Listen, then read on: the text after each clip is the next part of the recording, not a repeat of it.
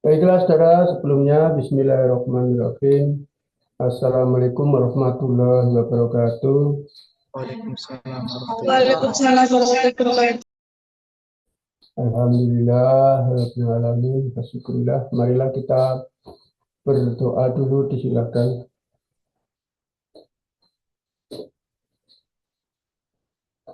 Ya, cukup.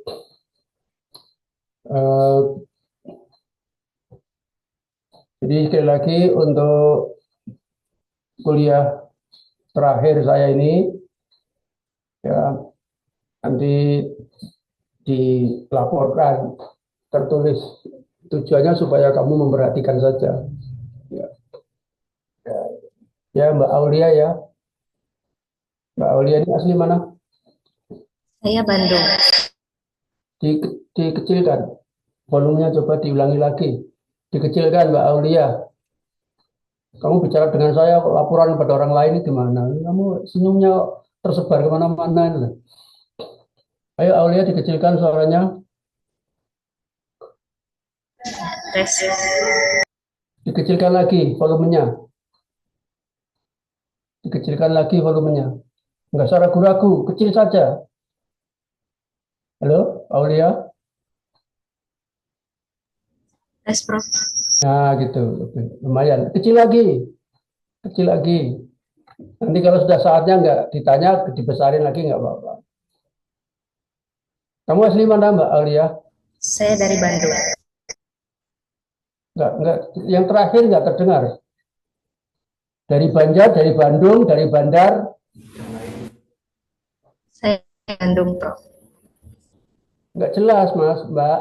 Suaranya kamu enggak jelas. Tadi tolong diperbaiki dulu suaranya.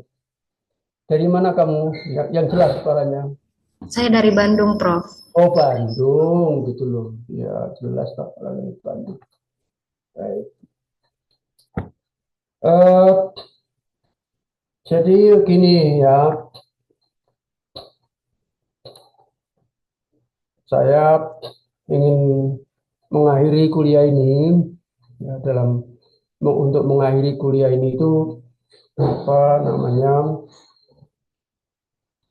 banyak dari aspek filsafat, bisa dari aspek ilmu bidang, bisa dari aspek konteksnya juga bisa. Kalau dari aspek filsafat, sebetulnya kita kemarin minggu yang lalu sudah mulai menemukan yang namanya sastra Jenderal Hayuningrat Pangruwating Diyu. Sastra itu filsafat, ya. Jenderal itu apa? Raja. Filsafat, sastra, filsafat atau ilmu. Ya. Sastra itu ilmu, jenderal itu raja. Hayu itu baik, ningrat itu tinggi, ilmu yang tinggi, bahkan tertinggi. Pangruwating itu menghilangkan dengan cara filsafat itu menjelaskan supaya jelas, jadi terang. Ya, diyu itu keburukan. Jadi saya ulangi lagi, sastra Jenderal Hayuningrat Pangruwating Diyu. Jadi sastra jenderal itu ilmunya para raja atau ilmunya raja. Hayu ningrat, hayu itu kebaikan, ningrat tinggi atau tertinggi, dalam bahasanya Immanuel Kant itu sumum bonum. Ya. Pangruwating diyu menghilangkan dengan cara filsafat itu memberi penjelasan atau mencari ilmu.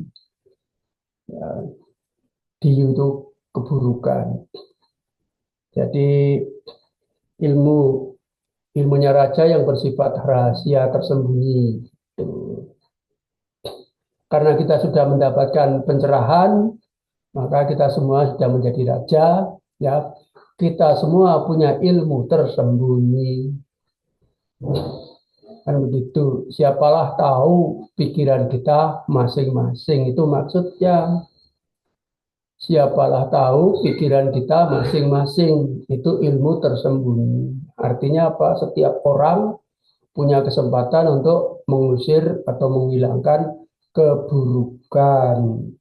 Tapi kalau Anda jadi raja betulan, itu adalah akan dampaknya sangat besar. Raja betulan juga bisa metamorfosis, artinya kekuasaan, atau ya apa artinya dalam bentuk kiasan. Itu adalah kekuasaan. Kekuasaan itu dalam arti yang seluas-luasnya, sedalam-dalamnya, kuasa mendengar, kuasa melihat, kan begitu kan. Maka ketika engkau melihat, engkau jadi raja penglihatanmu. Ketika engkau berbicara, engkau jadi raja pembicaraanmu. Ketika engkau mendengar, engkau jadi raja pendengaranmu. Demikian seterusnya. Kan gitu kan. Jadi tuh. Nah kemudian Mas Fakril, ya, kamu orang asli mana Mas Fakril? Riau, Prof. Riau. Oh, saya pikir dari NTT. Baik. Ya. Baik. Jadi Anda ini berhadapan-hadapan dengan saya ya. Wajah kamu itu terpampang di dekat saya ini. Kalau kamu tersenyum tanpa sebab ini, saya jadi raja penglihatan loh. Kamu juga jadi raja pendengaran gitu kan. Nah, nanti kita masing-masing punya ilmu masing-masing ya. Ilmu saya macam-macam nanti. Bisa, ini Mas Fakri ini orang mana sih? Oh, saya pikir orang timur, ternyata orang barat gitu. Kan gitu. Seperti saya juga ya mirip-mirip dengan mana kalau dengan orang Afrika dulu saya dikatakan dari Cina. Tapi ada yang ngomong, oh ini kalau keluarga malah kamu dari NTB atau dari NTT gitu ya. Ada keriting-keritingnya, ada hitam-hitamnya gitu. Ya Indonesia kan campur, ya campur nggak karu-karuan. Nah, ya kan. Baik, saya teruskan ya. Jadi senyuman Mas Fakri telah apa membelokkan wacana saya, gitu loh Mas. Akibatnya dari senyuman liar itu ya. Kalau cowok nggak mau cewek dikatakan senyuman liar itu tersinggung nanti. Ya, Mbak Aulia gitu ya, Mbak Aulia. Ini kita saling pandang memandang itu ya. Jadi jangan dikira nggak terpantau kamu itu. Gitu. Ya, jelas sekali di layar saya besar. Bisa teruskan ya, bisa teruskan. Nah dari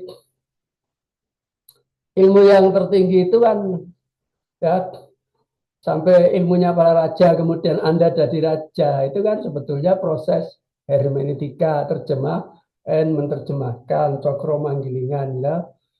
Hermeneutikanya bahasa Yunani, cokro manggilingan itu adalah bahasa Jawa.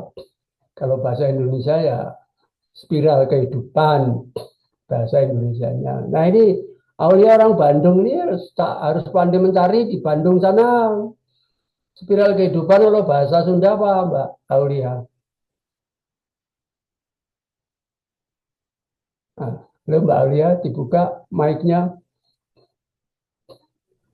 Ya, Prof. Spiral kehidupan kalau bahasa Sundanya apa? Spiral itu bahasa Sundanya apa? Ya spiral, gitu kan? Spiral lah. Kalau kehidupan Kehirupan. akhirupan, nah, spiral akhirupan.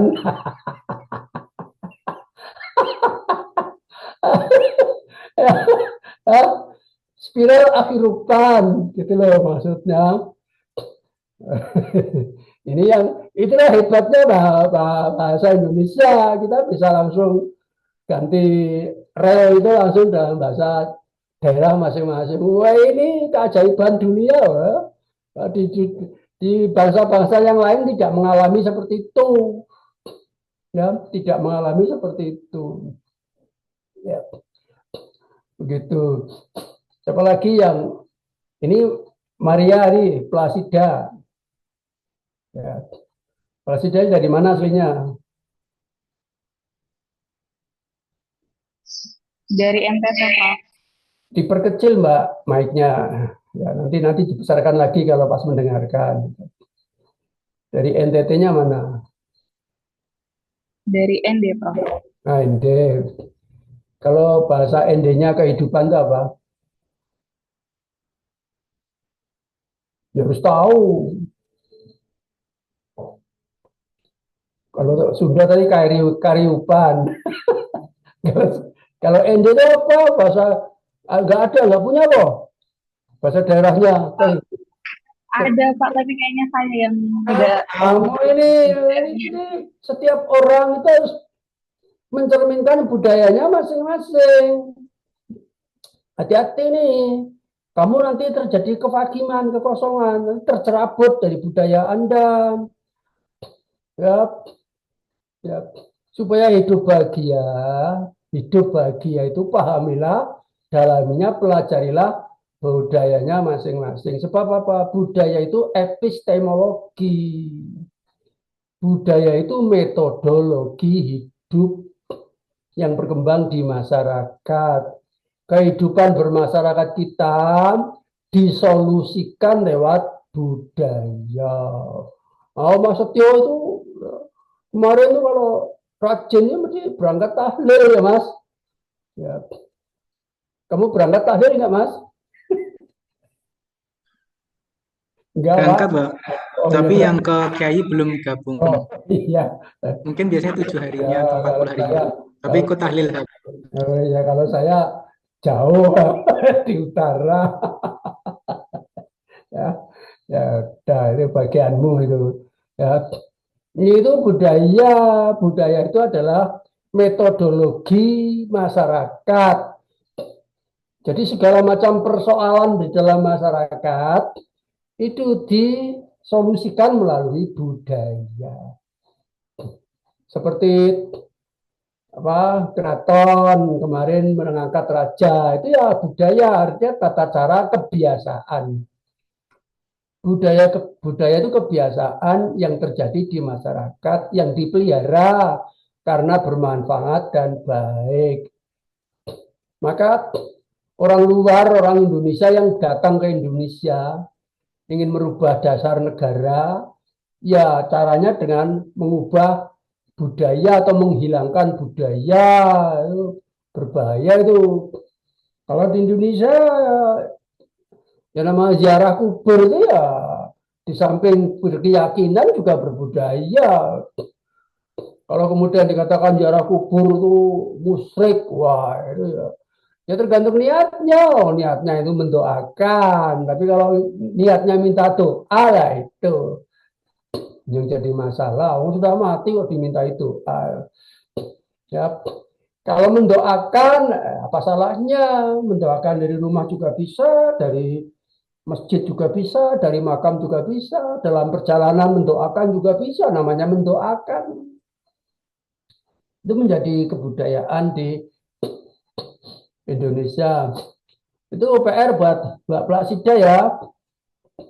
Nanti harus diketahui itu. Ya.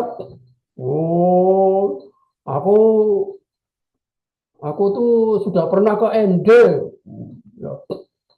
Sudah pernah ke ND, orang-orangnya sangat ramah ya, sangat baik. Bahasanya juga baik, harus dicari masa kehidupan bahasa daerahnya mesti ada itu. Coba hidup, kalau hidup itu kalau bahasa ND-nya apa? Kalau hidup itu muri. Apa? Muri. Muri. Nah, itu. Ya, kalau spiral kehidupan. Spiral muri. Spiral muri ya. Spiral muri. Enggak apa-apa, kamu cari-cari. Siapa nih dari konteks mana yang ingin yang mempunyai yang agak-agak kita tuh perlu mengetahui konteks budaya mana lagi? Bengkulu ada enggak? Untuk Kalimantan mana? Cici mana orang mana Cici? Saya, Prof. Coba. Kalau bahasa Banjar itu kehidupan, cuman ganti A-nya aja. Itu kamu Spiral orang tetap mana? spiral. Kamu orang mana? Banjarmasin. Oh, kamu orang Banjar loh. Saya pikir orang Medan. Lama lama nggak update perkenalan jadi lupa.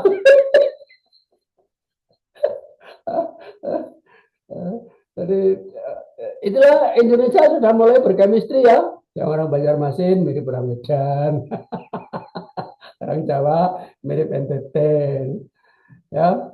Kayak Plasida ini orang Manado mirip. Gak apa-apa, bangga.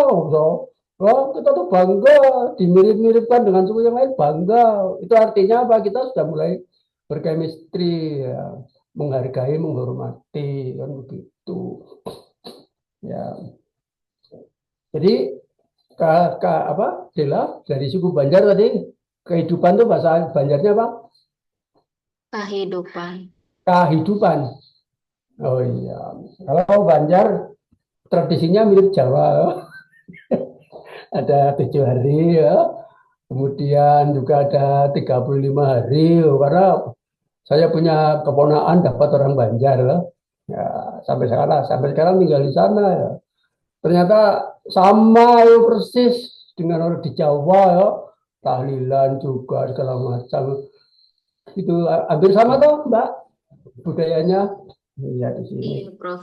Ya, kadang-kadang kiainya juga kadang-kadang ada yang dari Jawa itu yang berguru ke sana gitu, entah namanya siapa gitu. Nah, gitu. Guru sekumpul, Prof. Nah, itu ya jadi guru sekumpul itu terkenal itu. Ada dari Gus di Jawa itu yang muridnya guru sekumpul di sana. Gitu. Terus yang dari NTT ini juga ada guru Bajang. Itu sana juga di Hasan Wadi di universitas. Ada yang dari NTB ini Lombok, Lombok mana? Salwa, Salwa, Salwa ya, dari Lombok. Halo Salwa, mic-nya dibetulin. Salwa harus. Salwa dari Lombok ya. Iya, Prof. Nah, Tuan Guru Bajang tuh masih hidup atau sudah meninggal? Kenapa? Tuan Apa Guru, dibilang? Tuan Ya, Guru udah dengar. Bajang. Ditanya malah ribut gimana? Kayak Tuan Maaf, Guru Prof. Bajang. Kedengeran. Tuan Guru Bajang, yang tenang saja tau kamu tuh. Ditanya kok malah ribut. Tuan Guru Bajang itu masih hidup apa sudah meninggal? Kamu saya tanya nggak usah konsultasi dengan temanmu. Saya bertanya Tuan Guru Bajang itu masih hidup atau sudah meninggal? Kalau yang Tuan Guru Bajang, Tuan Guru Kiai Haji Zainuddin Abdul Majid sudah meninggal, Prof. Yang masih ada itu cucunya gitu. Itu juga Tuan Guru Bajang toh yang kemarin jadi gubernur dulu-dulunya. Gitu. Itu Cucu masih dari Tuan Guru Kiai Haji ya, Zainuddin Abdul Majid gitu. itu masih hidup. Gitu, Prof. Kalau kamu Salwa ini dari kota mana? Di NTB. Dari Kopang, Lombok Tengah. Oh, Lombok Tengah ya. Lombok Timur itu kan ada Universitas Hasan Wadi. Ya pernah ke sana, di kampusnya itu ada makamnya Tuan Guru. Ya, bahkan ada bukunya, aku dikasih oleh-oleh bukunya tentang biografi Tuan Guru. Tuan Guru siapa di sana itu? Tahu nggak kamu? Tuan Guru Kiai Haji Zainuddin Abdul Majid. Oh iya betul. Nah itu artinya budaya itu ya kalau di sini tuh siapa yang bisa ngomong kecuali saya. Kamu menjadi saksi, kamu merepresentasikan. Ya, seperti dulu tesis saya itu dikoreksi sama orang Selandia Baru. Nah, orang Selandia Baru baru tahu tentang Indonesia melalui tesis saya. Oh, ini toh.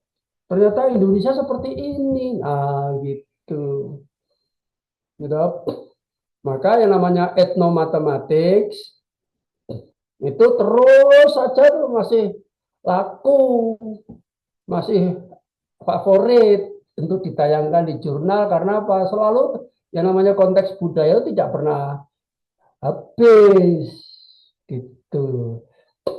Nah, coba bahasa apa Lomboknya kehidupan itu apa? Pengirupan, Prof. Pengirupan. Iya. Nah, pengirupan. Kalau spiral ya Kurang tahu berarti tapi spiral pengirupan. Spiral kehidupan. Itu setara dengan hermeneutika. Kalau di Jawa namanya cokro manggilingan. Kan gitu. Itu artinya kita mau membangun, ya, kalau kita mempunyai dua himpunan yang akan kita hubungkan jadi pemetaan, kita mau membangun struktur yang setara dengan Yunani. Ya, di sana di Yunani ada hermeneutika. Oh, ternyata di sini di daerah masing-masing ada spiral kehidupan, ya, ada spiral kehidupan, ada spiral tadi Bandung, ya, apa lupa saya sudah ya, dan seterusnya dan seterusnya dan seterusnya. Gitu, ya. Itu artinya kita apa? Setinggi-tinggi kita mempelajari ilmu tidak tercabut dari budaya kita sendiri. Karena apa? Karena itu kita proyeksikan ke dalam konteks budaya kita. Nah, kan begitu. Jadi kalau masalah matematika dan pendidikan matematika mah kecil. Ya, tinggal di bawah sana ontologinya, ontologi matematika, ontologi apa epistemologi matematika dan aksiologi matematika. Ya. Gampang sekali yang agak sulit ini kan yang luas ini masyarakat ya. Nah, kemudian sastra jendra yang Aulia ini dari Bandung, kamu dari Bandung lo sastra jendra di bahasa Sunda kan jadi apa?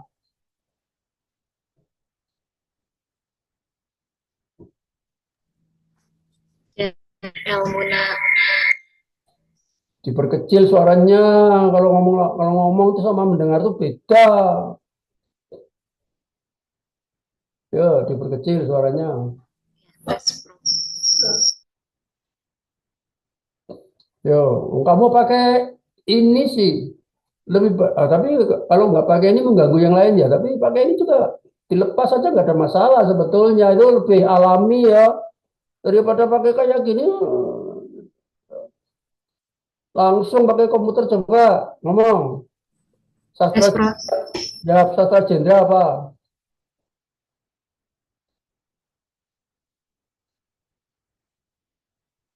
Ayo, baiknya. Kamu tuh sejak bicara sulit banget teknologinya.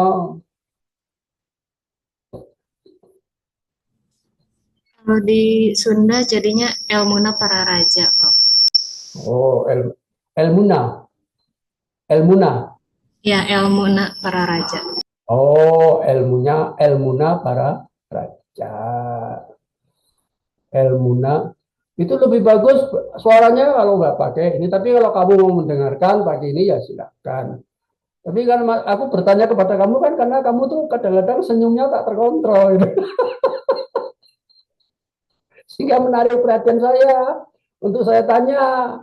Begitu. Nah, makanya gitu. Jadi kamu kalau mau mendengarkan silakan yang bagus yang mana apa pakai ini apa pakai terserah saja. Baik. Nah, kalau diteruskan di simpulan bagian akhir ternyata saya di Jawa. Saya itu bukan orang Jawa, saya itu orang Jawa Tengah sebetulnya. Jadi apa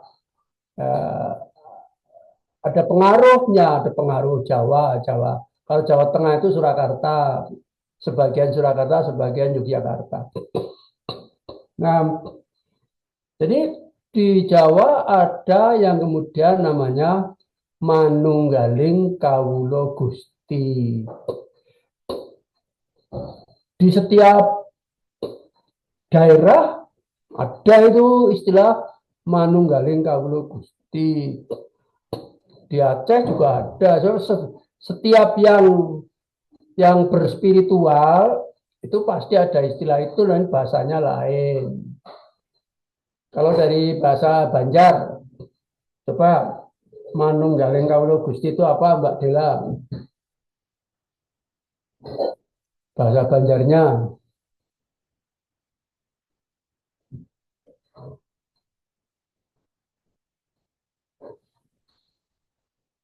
Oke, nggak jelas, belum didengarkan. Plasida, bahasa bahasa apa? Endenya manunggaling kawula Gusti, kamu paham nggak? Oh, belum berpikir sudah geleng-geleng. Oh. Novita, kamu orang mana? Saya Jogja, Bro. Oh, Jogja. Salva. Ya, Prof. Saya Banyumas. Banjarmasin. Diperkecil, Mbak, suaranya kalau bicara. Diperkecil mic-nya. Kamu pakai ini juga. Nah, itu kalau komunikasi itu bersulit tuh, Mbak. Kalau pakai ini. Kalau nggak langsung pakai, coba dilepas saja. Yang di telinga itu. Langsung pakai apa? Laptopnya saja. Diperkecil mic-nya. Salva, kamu orang mana?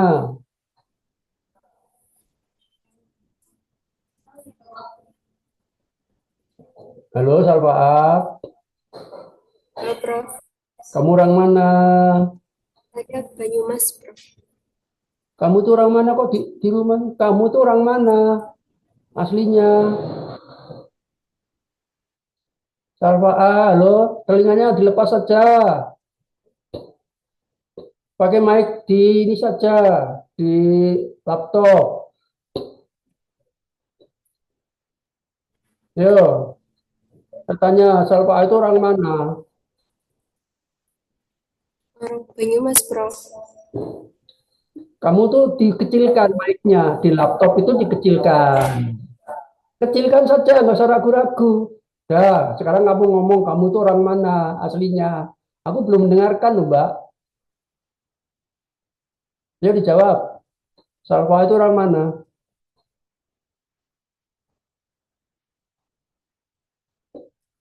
Halo, Salva A. Ya, Loh, aku tanya belum dijawab, kamu masa nggak ngerti? Kamu itu aslinya mana? aslinya Mas, Prof. Belum jelas, nggak suaranya nggak terdengar. Diulangi lagi. Banyumas, Prof. Banyumas. Ya, Oh, Banyumas. Ya. Baik. Asli Banyumas. Kalau Ria Nurfianti asli mana?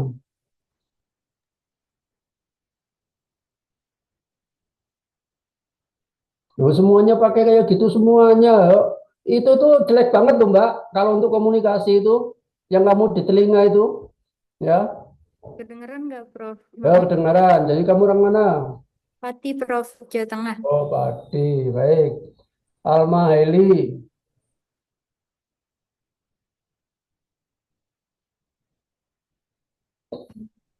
Ya, Alma, Prof. kamu orang mana? Orang Manado, Prof. Hmm? Manado, Prof. Oh, Manado, ya. Kalau Manado, eh, spiral kehidupan bahasa Manadonya apa? Tetap spiral kehidupan, Prof. Sama. Karo manunggaling kawula Gusti, Apa, Prof? nggak ngerti. Ya. Oke, oke. Dan Tripuji Handayani, Ya, Prof. kamu orang mana? Magelang, Prof. Bilang. Cici, orang mana?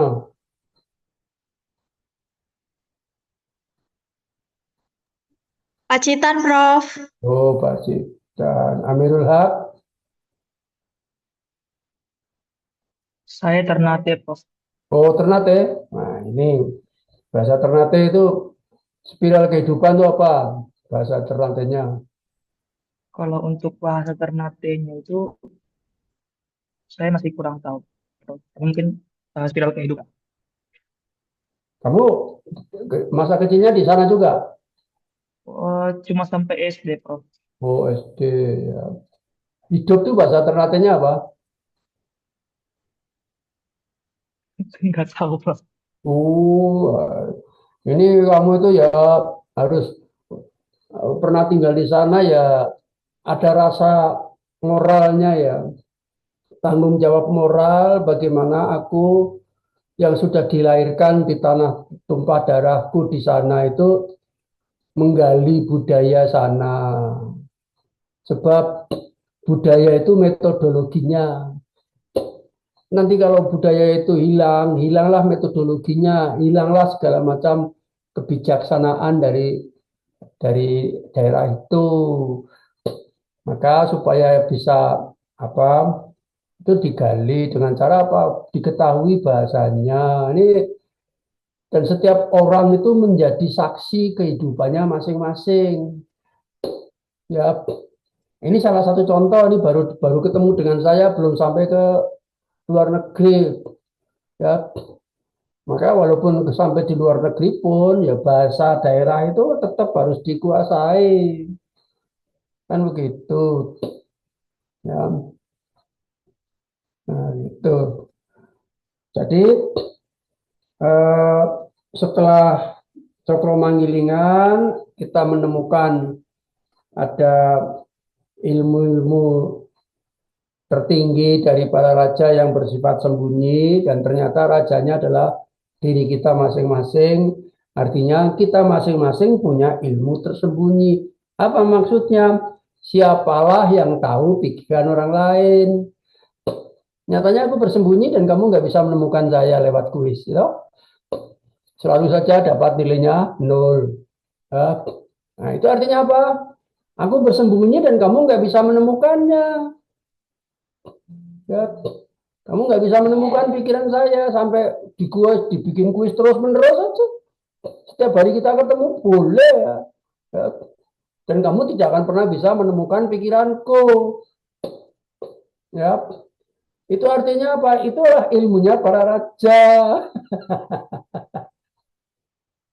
Ya, ketika aku kuliah di sini, ya aku rajanya.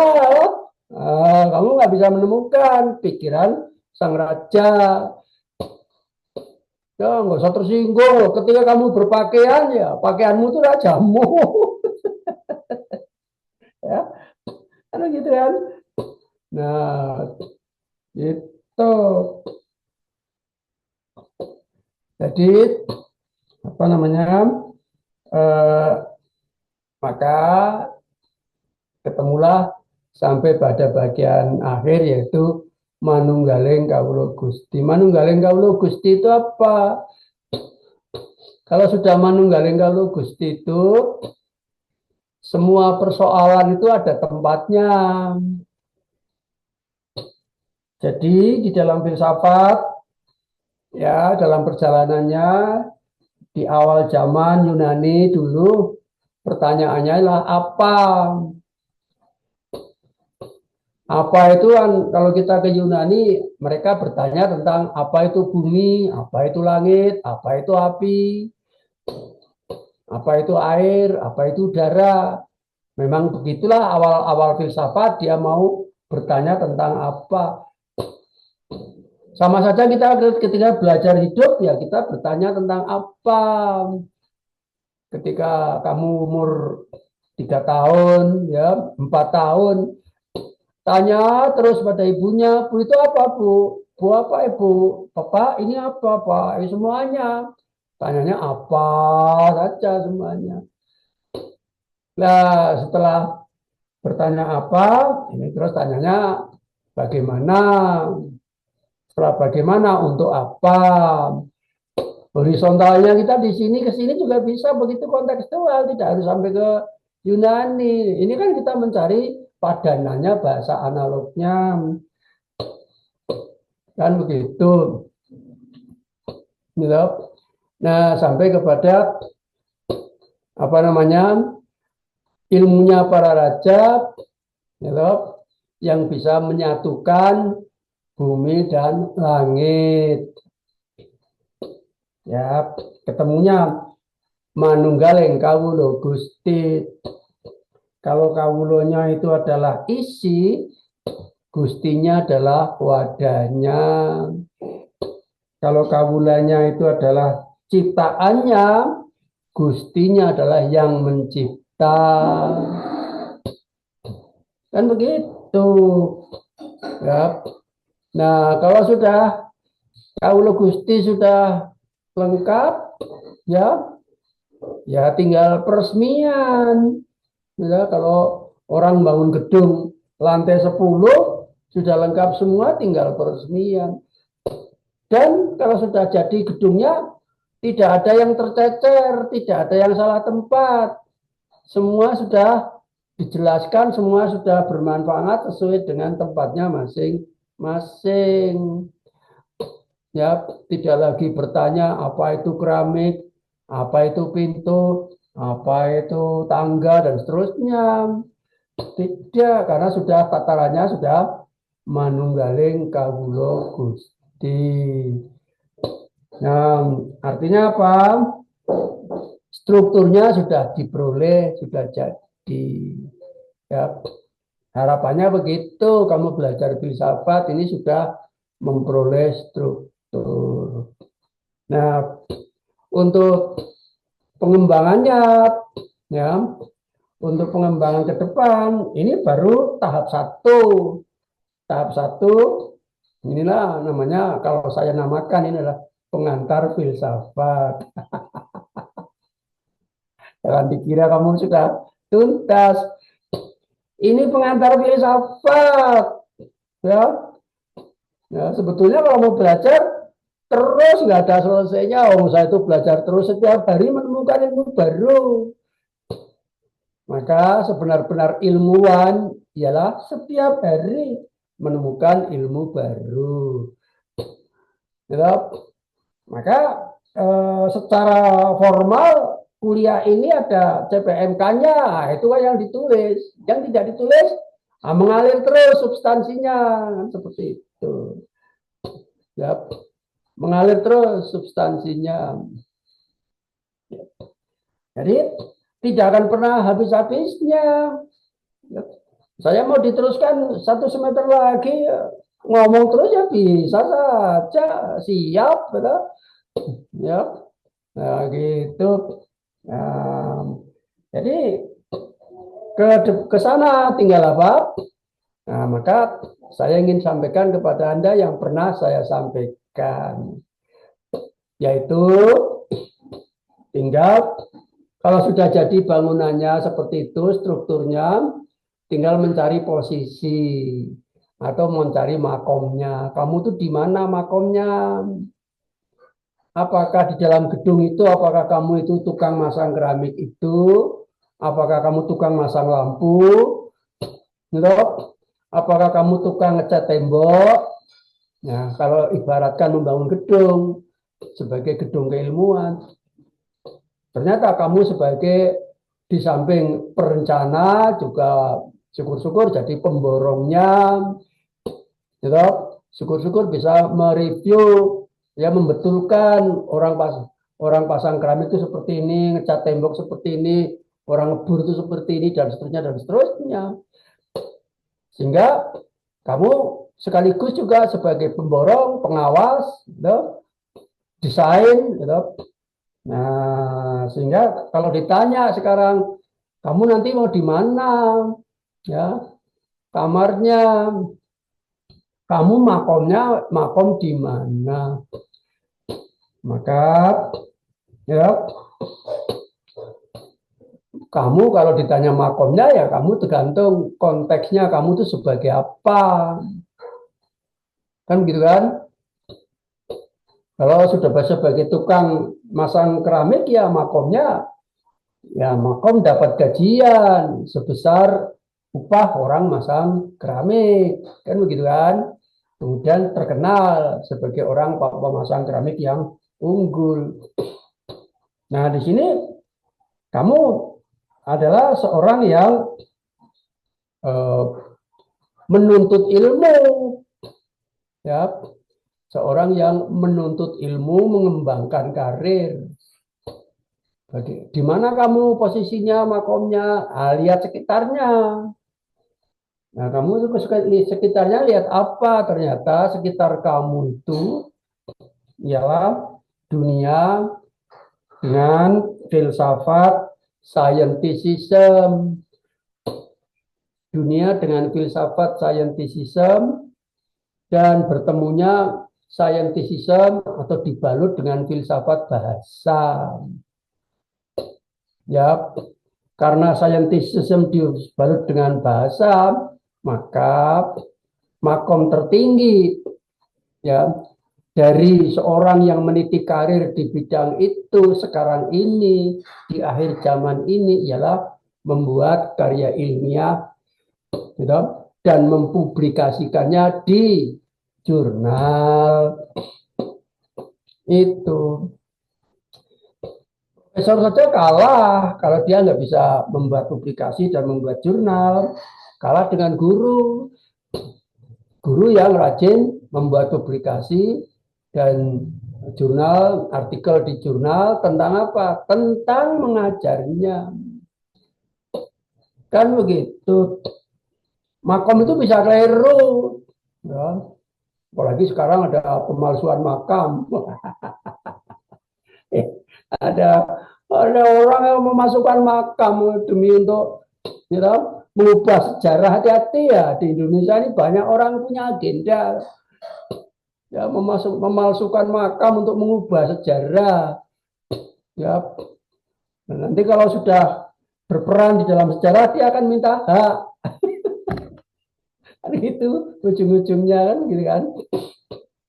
Nah, jadi ya bisa keliru makomnya. Kelirunya di mana? Ya kalau bukan bidangnya. Kalau saya paham, oh saya bidangnya ya filsafat boleh lah, pendidikan boleh, matematika boleh, pendidikan matematika bisa. Tapi kalau saya menulis di bidang pertambangan ya salah makom. Kalau saya nulisnya apalagi ijazah palsu. Saya menulis tentang ijazah palsu lah. Saya bukan bidang apa namanya penelitian itu ya salah makom, gitu. Nah, gitu kan. Jadi makom yang benar ya dikerjakan oleh sesuai dengan bidangnya. Menulis karya ilmiah. Jadi penelitian ya penelitian, tapi sesuai dengan latar belakang keilmuannya. Kan seperti itu. Nah, maka saya akan bercerita di akhir kuliah ini. Cerita saya ialah pengalaman ya, mengembangkan kurikulum. Mengapa saya ingin ceritakan? Karena semua penelitian Anda besok, penelitian S2 atau kalau Anda mau meneruskan ke S3, penelitian S3, penelitian apapun, kalau bidang Anda ini itu bisa dirangkum atau bisa dipayungi dengan penelitian kurikulum. Penelitian kurikulum. Nah, sekarang saya akan bercerita tentang penelitian kurikulum supaya Anda punya gambaran. Nah, di dalam dimensinya ada 3 macam penelitian. Penelitian skala kecil, penelitian skala sedang, dan penelitian skala besar. Penelitian skala kecil ya S1, S2 ya dimaklumi. Walaupun ada perspektif untuk melakukan penelitian sedang. Kalau penelitian sedang ya S3, ya S2, penelitian sedang.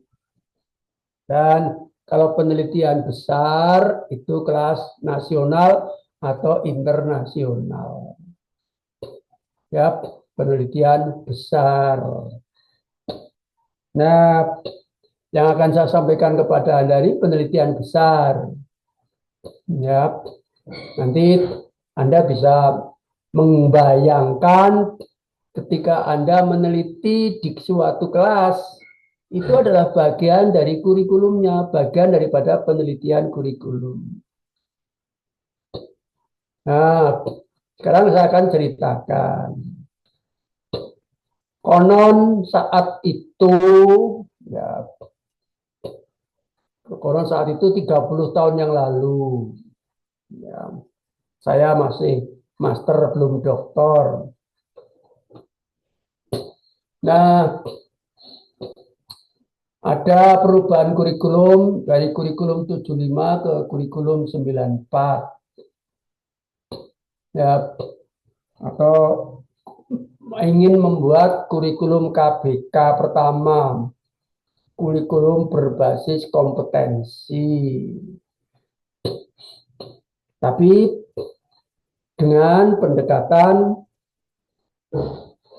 desentralisasi pendidikan, yaitu menuju KTSP, kurikulum pada tingkat satuan pendidikan atau kurikulum pada level sekolah. Nah, konon saat itu ini bukan mengarang, tapi ini yang saya jalani. Ya. Ada pusat, ya, ada badan pengembangan pendidikan, ya, yang terdiri dari 3 pusat, yaitu pusat perbukuan, pusat kurikulum, dan pusat penilaian atau pusat pengujian sisjian. Nah, ini di luar direktorat. Kementerian itu dulu direktorat SD, direktorat jenderal SD, direktorat SMP, ada dirjennya, kemudian direktorat SMA, dan direktorat perguruan tinggi. Dirjen Dikti dulu ada seperti itu.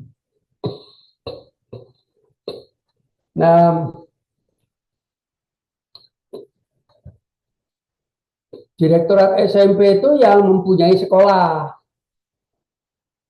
Direktorat-direktorat itu yang mempunyai sekolah. Yang mempunyai sekolah SD ya direktorat SD. Yang mempunyai sekolah SMP ya direktorat SMP. Yang mempunyai sekolah SMA ya direktorat SMA. Dan begitu. Nah, yang mempunyai sekolah ini akan segera menggunakan kurikulum baru yang akan dibuatkan oleh lembaga yang berbeda di luar sana, yaitu pusat kurikulum. Ternyata kurikulumnya nggak jadi-jadi lama. Nah, sehingga karena sudah saatnya harus segera dikerjakan dalam waktu dekat, nggak sampai 1 tahun, maka direktorat-direktorat itu berinisiatif untuk membuat kurikulum sambil menunggu dari pusat kurikulum. Nah, direktorat SMP itu ternyata bekerja sama dengan UNY. UNY diwakili oleh pasca sarjana. Kan begitu. Dan saya dosen pasca sarjana di situ dulu. Nah, terus ada MOU kalau nggak salah ya.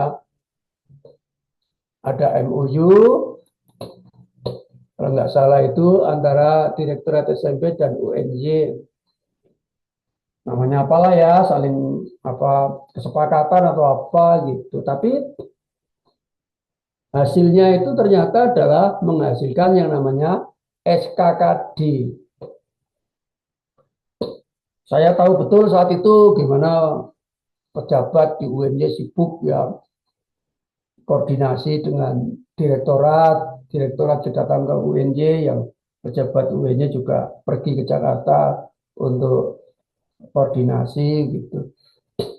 Nah, yang dihasilkan esensinya ternyata adalah SKKD dari kurikulum itu. Setelah SKKD-nya jadi, mulailah kemudian direncanakan untuk membuat kurikulumnya. Kemudian di UNY lewat pasca dibuatlah tim. Tim dari dosen pengembang itu sebanyak mapelnya. Saya diundang ikut, dan saya sebagai pengembang dari kurikulum SMP matematika. Kurikulum matematika SMP. Yang SMA ada sendiri, yang SD juga ada sendiri. Nah, kemudian setelah diadakan workshop, kemudian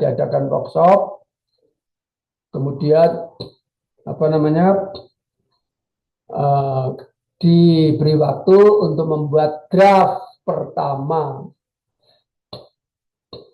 Draft pertama kurikulum berbasis KBK, berbasis kompetensi. Nah, setelah draftnya dibuat, sudah selesai, digandakan, kemudian diadakan sosialisasi tahap pertama. Sosialisasi tahap pertama itu levelnya level DIY. Kita undang dari guru-guru matematika di sekitar kampus di DIY itu. Maka saya berpasangan dengan salah seorang guru matematika. Gurunya itu diberi setelah mereka semua guru-guru mewakili mapelnya, kemudian diberi penjelasan, kemudian dikasih dokumen, kemudian diminta untuk mereview draft yang saya buat. Draft 1 direview, diberi masukan baik lisan maupun tertulis. Masukan tertulis langsung dicoret-coret di draftnya itu.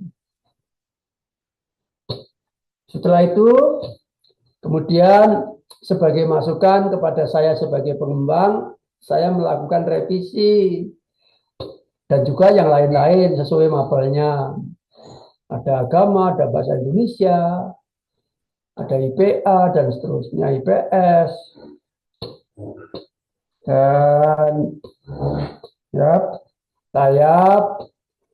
kita pada akhirnya diperoleh perbaikan menjadi draft 2. Draft 2 kemudian kita workshopkan kembali, dimatangkan ya. Nah, dibuatlah draft 2 atau perbaikan pertama memperoleh draft 2. Kemudian dibuatlah dicetak, dipakai untuk sosialisasi tahap yang lebih luas.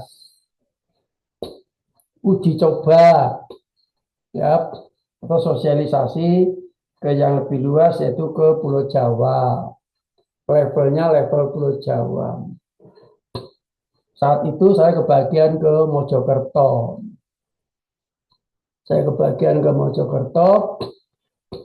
Saya dosen matematika, tapi yang saya bawa, saya pengembang matematika, Tapi yang saya bawa itu seluruh mapel. Timnya dibagi kemana-mana. Ada yang ke Banten, ada yang Jakarta, ada yang Surabaya, ada yang Jawa Tengah, semuanya dibagi levelnya Pulau Jawa. 1 hari 2 hari pulang sudah membawa masukan dari guru-guru seperti tadi itu dalam rangka untuk memperoleh perbaikan draft 2 menjadi draft 3. Kemudian kita diberi waktu untuk memperbaiki draft 3 itu. Nah, draft 3 itu kita perbaiki berdasarkan masukan guru-guru di tingkat Pulau Jawa. Kemudian draft 3 itu kemudian dibawa lagi untuk sosialisasi seluruh Indonesia menjadi draft 4 atau untuk memperoleh draft final draft 4. Kemudian saya bertugas ke Manado saat itu. Sama saya juga membawa semua mapel yang lain di samping matematika, mengundang guru-guru ya, dinas dan juga perwakilan dari provinsi, Pemdab, kita undang bersama-sama begitu. Nah, setelah 1-2 hari selesai, kita bawa kembali ke Jogja, kita perbaiki untuk memperoleh draft akhir, draft 4. Nah, setelah di-workshopkan, kurang apa dan sebagainya, maka siap untuk dipresentasikan di Jakarta. Draft final itu. Sehingga kita menunggu, ternyata kira-kira 1 tahun diberlakukanlah, diuji cobakanlah di seluruh Indonesia oleh Direktorat SMP. Gitu. Kira-kira berjalan 1 tahun diuji cobakan oleh Direktorat SMP. Ternyata kurikulum dari Puskur jadi. Dan dari Puskur juga menguji cobakan di seluruh Indonesia. Maka di masyarakat timbul perbedaan, timbul keresahan. Kenapa? Ya, sama-sama SMP, kok kurikulumnya beda dan berbeda pula isinya. Untuk itu antara Direktorat dan dari Puskur. Nah, setelah itu maka direspon oleh Direktorat SMP dengan cara melakukan penyelarasan 2 kurikulum, yaitu kurikulum yang dibuat oleh Direktorat SMP dan kurikulum yang dibuat oleh Puskur. Semua pengembang diundang ke Jakarta. Saya ingat betul itu di lantai bawah. Ya, kemudian saya bertemu dengan pengembang kurikulum matematika SMP versi Puskur dari universitas lain. Nah, kita berhadapan-hadapan diskusi, kita buka bersama-sama. Kita berpikiran positif, apa perbaikannya, kekurangannya apa, diskusi. Nah, sehingga lahirlah satu kurikulum baru yang kemudian kalau nggak salah itu menjadi kurikulum KTSP. Ya, kurikulum bertingkat satuan pendidikan. Nah, setelah dilaksanakan kelihatannya tidak begitu smooth, tidak begitu lancar. Sehingga pada tahun 2013 dan saya sudah tidak terlibat di situ, lahirlah kurikulum baru namanya kurikulum 2013. Tetapi masih berbasis kompetensi kalau nggak salah. Nah, itulah riwayatnya. Dan sebetulnya ini yang dilakukan ada dua sisi. Sisi pertama memang betul-betul menghasilkan kurikulum secara saintifik. Sisi yang kedua ini sebetulnya adalah kegiatan riset skala nasional atau skala besar. Ya, andai kata itu didokumentasikan dan dokumentasi itu dipublikasikan, itu bisa menjadi dokumen untuk penyusunan kurikulum-kurikulum berikutnya. Tapi kita kan memang ada kecenderungan dokumen lama nggak dipakai, ya, selalu bikin dokumen yang baru. Sehingga saya kebetulan sampai sekarang pun tidak pernah membaca laporan penelitiannya. Kalau ada mungkin hanya saya yang kurang pergaulan saja. Ya, laporan itu sebagai laporan report penelitian skala besar pengembangan kurikulum nasional. Nah, yang setara dengan itu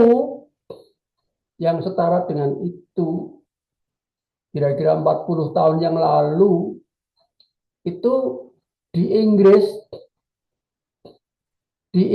itu juga dilakukan pengembangan kurikulum khusus untuk matematika yang dipimpin oleh sebuah konsorsium oleh Tuan Cockcroft. Saya nggak ngerti apakah Cockcroft ini Menteri Pendidikan atau siapa, nggak ngerti saya. Ya. Kan begitu. Salva A, halo Salva A. Halo Salva A. Ya Pak, ya Prof. Kamu di ruang Gimana? atau di kos-kosan? Di kelas, Prof. Di kelas.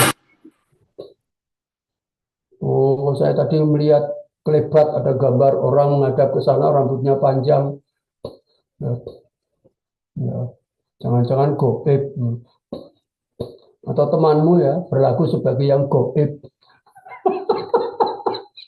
Kalau yang kecil-kecil kelihatan pakai jilbab. Tapi tadi ada yang besar ya, menghadap ke sana ya, rambutnya riwe-riwe gitu ya, cewek ya. Siapa ini yang merasa seperti itu ya? Ya, tinggi besar, rambutnya panjang, ya, menghadap ke belakang sana, ya, melewati belakangnya Salva A. Ya.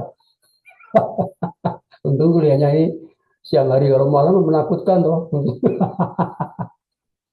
Baik, saya selingi saya tadi. Nah, yang di Inggris namanya disebut Cockcroft Report. Coba ditulis, Cockcroft itu CROFT.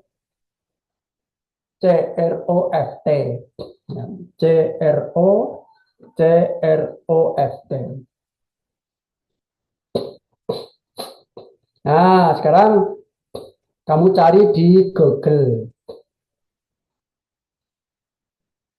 Mathematics Education, Cockcroft Report. Wow.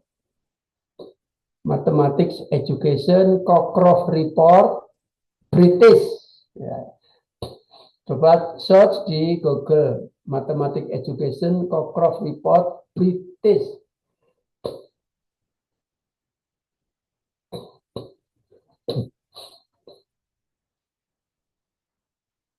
Siapa yang sudah ketemu?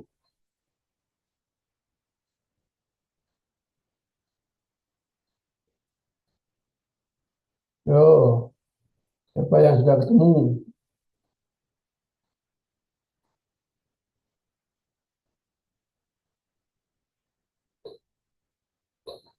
Yo, Amirul Haq, silakan di-share.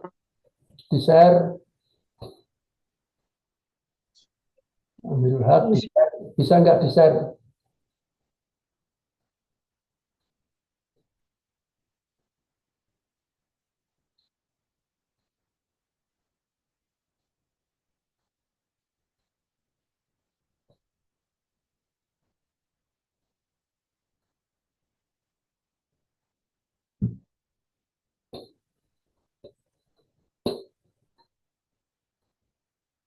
terus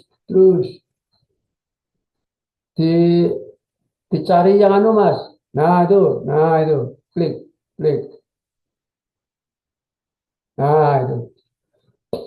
Baik, bayangkan ini hasil penelitian skala besar di bawah pimpinan Dr. W.H. Cockcroft. Kemudian jadilah Cockcroft Report. Saya pergi ke Inggris tahun 1995. Hampir 10 tahun setelahnya, Cockcroft Report ini masih relevan sekali saya pakai untuk referensi. Ya, bahkan sekarang pun masih ada orang-orang yang mengambil dari Cockcroft Report itu. Nah, ini di situ ada 21 members ya yang dipimpin oleh Cockcroft. Gitu. Dan Cockcroft ini di situ ditulis 1923 sampai 1999, berarti dia sudah meninggal ya. Tapi ketika saya di sana dia masih hidup gitu. Oke. Tahun 96 saya di Inggris itu. Coba di scroll. Nah, terus. Nah, terus. Scroll. Scroll saja, jangan ragu-ragu. Udah mentok, Prof. Oh, mentok ya. HP-nya atau apanya yang mentok nih? Belum toh. Masa? Oh, kalau mau ngambil yang lain ya. Coba diambil yang itu, coba. Nah, klik yang ini, yang biru itu. Nah, itu klik Cockcroft Report text. Nah, itu. Nah, sekarang terus scroll.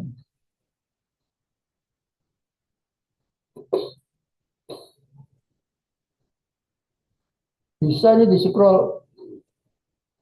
Oh, malah not responding. Oh, ini kamu pakai HP apa pakai laptop?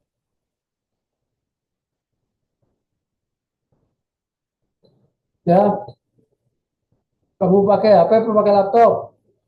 Prof. Pakai laptop. Besok lain kali kalau beli laptop jangan yang muncul not responding ya.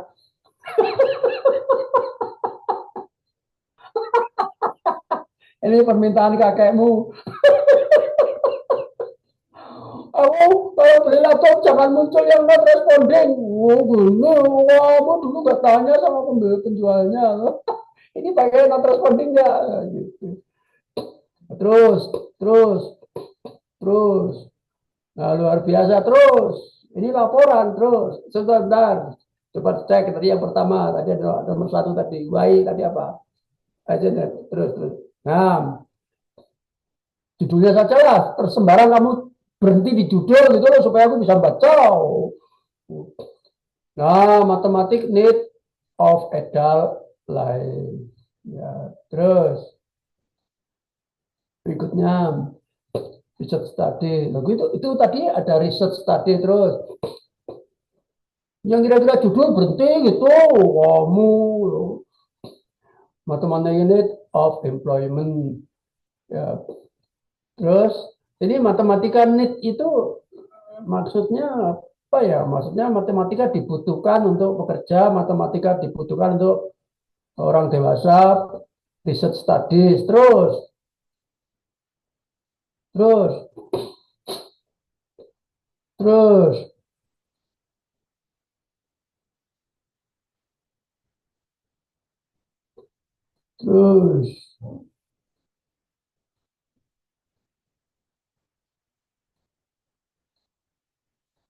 wah, ada berapa halaman itu? Banyak sekali. Sudah di zaman host ya. Matematika need for further and higher education. Ini kok aneh ya kalimatnya ya. Kebutuhan matematika dari ya apa-apa gitu ya, Bu. Kalimatnya kok ya saya kok ya dibutuhkan. Terus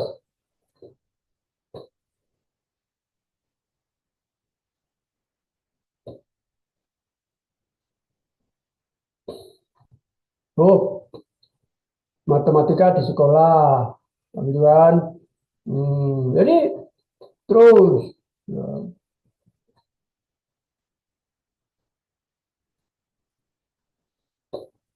Terus teaching method juga disinggung, ya. Jadi lengkap ini ya, ada filsafatnya, ada ideologinya, ada praksisnya, ada teorinya. Ini modern matematika juga disinggung, matematika modern, terus matematik di sekolah, terus kurikulum matematika sekolah. Jadi walaupun zaman sekarang kamu masih bisa itu membaca ini sebagai perspektif, ya. Kalau data yang hasil penelitian mungkin sudah nggak akurat, tetapi sebagai perspektif, apalagi sebagai pembanding atau sebagai, ya, inspirasi itu, kamu bisa, ini suatu sumber yang tidak habis-habisnya kalau kamu ingin mengembangkan diri, menindaklanjuti kuliah filsafat dari Pak Marsigit. Ya. Nah, saya tunjukkan sumber yang begitu hebatnya. Ini adalah penelitian berskala nasional Inggris, penelitian berskala besar di Inggris tentang apa? Khusus tentang pendidikan matematika. Kan begitu. Oh, ya boleh, sudah selesai. Nah, jadi cukup, Mas. Stop. Oke.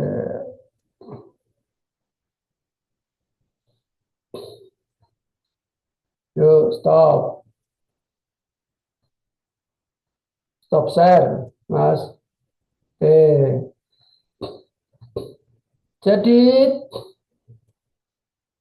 S2 itu mempersiapkan diri, siapa tahu direkrut, dijak sebagai tim.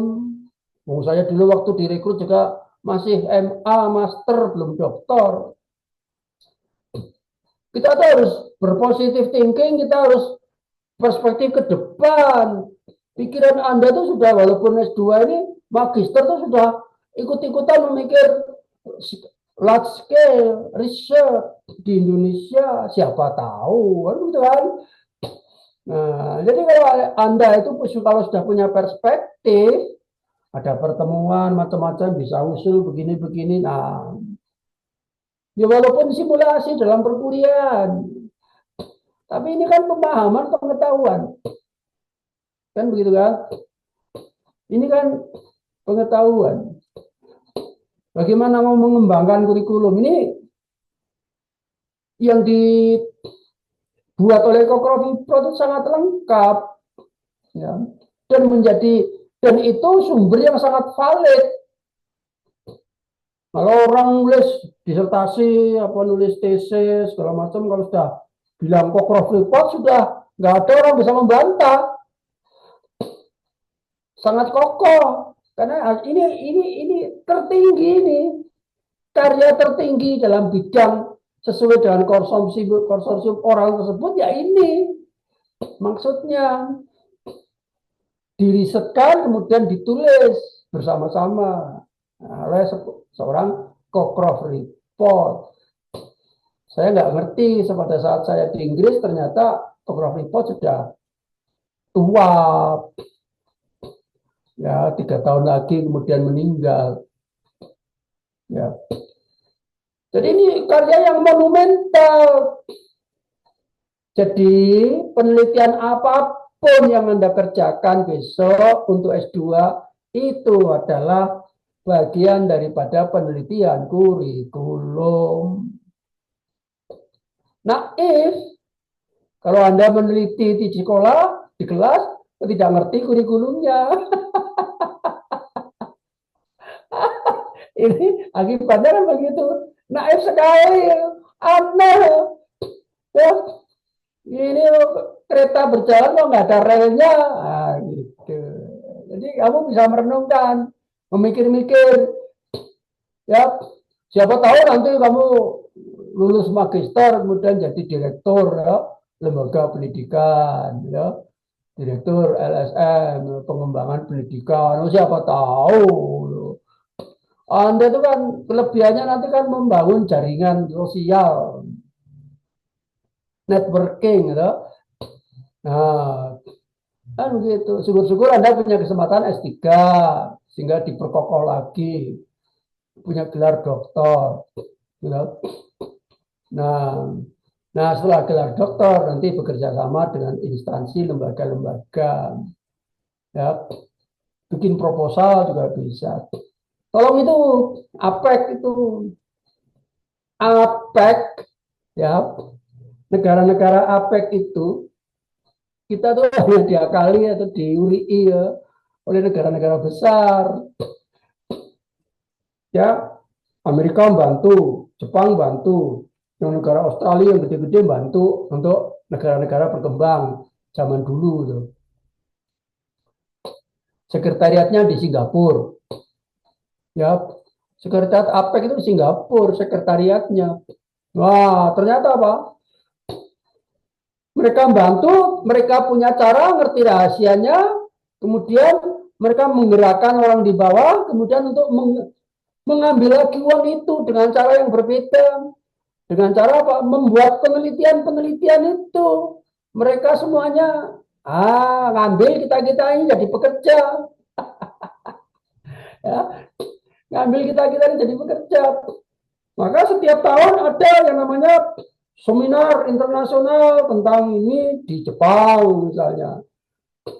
Maka dia ngambil dana dari APEC. Itu sebetulnya duit kita, tapi kita nggak pernah, ya, nggak pernah menggapainya, nggak pernah meraihnya, nggak pernah bikin proposal. Mereka bikin proposal ke Singapura, ya, ya, mereka bikin proposal ke Singapura. Dan andai kata mereka itu tidak suka kalau kita ngerti, kalau kita ikut-ikutan bikin proposal, mereka nggak suka.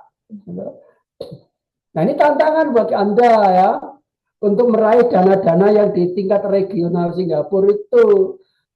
Coba, ya, kamu bikin proposal untuk membuat riset di tingkat regional atau internasional bidang pendidikan matematika. Oh, ini saya tuh uju-uji Anda, kalau saya kan udah mau pensiun. Ada yang punya energi ini kan. Ya. Silakan cari sekretariat APEC, proposal apa yang bisa Anda bikin, Anda raih, ya, dari Indonesia. Wah, luar biasa itu. Siapa tahu ini saya ngomong kayak gini nanti memotivasi Anda. Dan siapa tahu nanti akan ada hasilnya suatu ketika. Nggak ngerti lah. Jangan kita jangan ngepal gitu loh. Ya, jangan mendahului kehendak Tuhan. Nah, saya selalu kalau dengan mahasiswa itu membanggakan dan berpikir positif. Ya, maka ceritanya yang gede-gede kan, yang besar-besar ceritanya itu. Kadang-kadang cerita yang besar-besar itu terbawa mimpi juga. Saya pernah bermimpi, ya, mendamaikan Donald Trump sama Putin, coba bayangkan.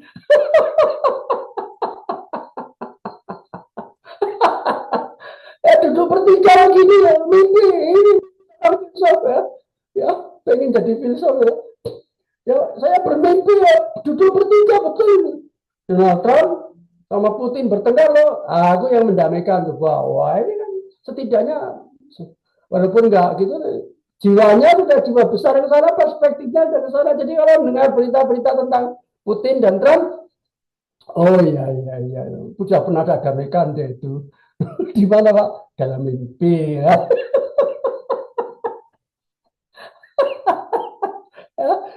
Ya, mempengaruhi lah. Perspektif itu yang mempengaruhi. Kamu bercita-cita apa, ya, bisa saja muncul di dalam mimpi, ya. Dan ada juga, ya, semuanya itu bisa, walaupun berangkat dari mimpi bisa jadi kenyataan. Aneh, ya. Ya, karena kalau lihat televisi kan selalu ada Donald Trump sama Putin bersama dalam mimpi saya. Kemudian terkombinasi saya mengajar gini kan. Oh, jadi mendamaikan Putin sama Trump, apa kapasitasnya kan jadi lucu kan. Nah, itulah kreativitas mimpi ya. Mimpi kok kreatif. Baik, baik, baik. Gitu. Ada yang mau ditanyakan? Jadi selebihnya terserah Anda nanti ke sana. Ya. Terus selebihnya ke sana terserah Anda, bacaannya terserah Anda. Tapi Anda sudah ajak terbang tinggi loh, keliling dunia. Di atas Inggris. Wow, Anda sudah ajak terbang di atas Inggris. Ya, melihat hasil penelitian skala besar di sana, pendidikan matematika. Nah, dengan sendirinya kan kalau Anda itu kreatif dan berusaha ada manfaatnya, cari sekarang yang sekarang ada apa. Dan di negara-negara yang lain mungkin termasuk bisa ya, NCTN di Amerika seperti apa. Ya, kemudian yang di Jepang Tsukuba, kemudian yang di Thailand. Ya, di pusat-pusat pendidikan kan muncul itu sebagai hasil riset seperti itu. Itu sangat valid sebagai referensi, ya tidak semata-mata jurnal saja. Baik, nah baiklah ya. Tolong nanti dituliskan kamu mau belajar apa dari kuliah ini, ya belajar apa dari kuliah ini. Nanti saya tunggu paling lambat jam 5 gitu ya. Baik.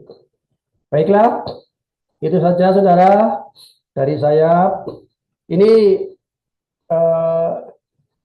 antara halo Mas Amirul. Mas Amirul mana? Baik. Mbak Dela, halo Mbak Dela. Iya, Prof. Ya. Coba kamu memilih di antara yang cowok-cowok itu siapa yang bisa mimpin doa untuk mengakhiri kuliah kita. Kira-kira ya sebelum kamu pilih bisa kamu diskusikan dengan temanmu siapa silakan. Bisik-bisik juga boleh. Yang cowok Fakril atau Amirul, apa Setio, apa Zulfa, silakan. Mas Setio, Prof. Hah? Masa siapa? Setio. Setio. Oh, Setio Riyadi ya. Silakan Mas Setio. Anda pimpin doa syukur dan juga ya doa syukur ya untuk mengakhiri kuliah ini dan kuliah semester ini kita semuanya mengakhiri. Yang ada yang non Muslim nggak ini? Ada, Bro. Yang non Muslim menyesuaikan silakan. Silakan Mas Setio. Siap. Terima kasih atas kesempatannya, Bro. Ya. Teman-teman sekalian, untuk mengakhiri perkuliahan kita kuliah filsafat ilmu ini, marilah kita berdoa dengan kepala dengan hikmat agar setiap ilmu yang diberikan oleh Prof. Marsikid dapat kita amalkan dan dicatat sebagai amal kebaikan.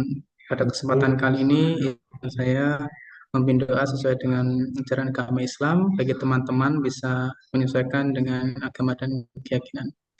Bismillahirrahmanirrahim. Ya Allah ya Tuhan kami bermunajat kepadamu ya Rob atas semua limpahan sehat, berkat, izin dan juga kesempatan untuk bisa menempuh pendidikan di UNY khususnya di S2 PMAT C ini ya Allah. Pada mata kuliah filsafat ilmu ini catatlah setiap apa yang kami lakukan sebagai amal kebaikan. Lapangkanlah setiap rezeki untuk Prof. Marsikid dan berikanlah kesehatan untuk kita semuanya. Ya Allah ya kami, berikanlah kami pertobatan, maaf atas semua salah kata dan perbuatan kami selama perkuliahan ini. Ya Allah ya kami, izinkanlah kami menjadi pribadi-pribadi yang lebih baik, berani untuk bermimpi dan berani untuk memperbaiki diri, khususnya kebermanfaatan untuk sesama. A'udzubillahi minasyaitonirrajim. Bismillahirrahmanirrahim. Rabbana atina fid dunya hasanah wa fil akhirati hasanah wa qina adzabannar. Amin ya rabbal alamin. Dicukupkan. Kurang lebihnya mohon maaf, saya kembalikan ke Mbak Dela. Baik. Terima kasih Mas Setio Riyadi. Saya mengucapkan selamat berjuang. Ya. Dan jangan lupa tugasnya. Siap, Bro. Dan saya sudah mencoba untuk membuat tugas itu dengan cara yang sekecil mungkin di bawah tekanan. Enggak ada tekanan ya. Oh, gitu. Supaya mengerjakan soal dalam keadaan bahagia, kreatif, senang, bermotivasi, dan seterusnya. Baik, sampai jumpa untuk lain kesempatan di lain waktu pula. Billahi taufiq wal hidayah. Assalamualaikum warahmatullahi wabarakatuh. Waalaikumsalam warahmatullahi Waalaikumsalam. wabarakatuh. Terima kasih, Prof. Masih, Prof. Yuk, Terima kasih, Prof. baik.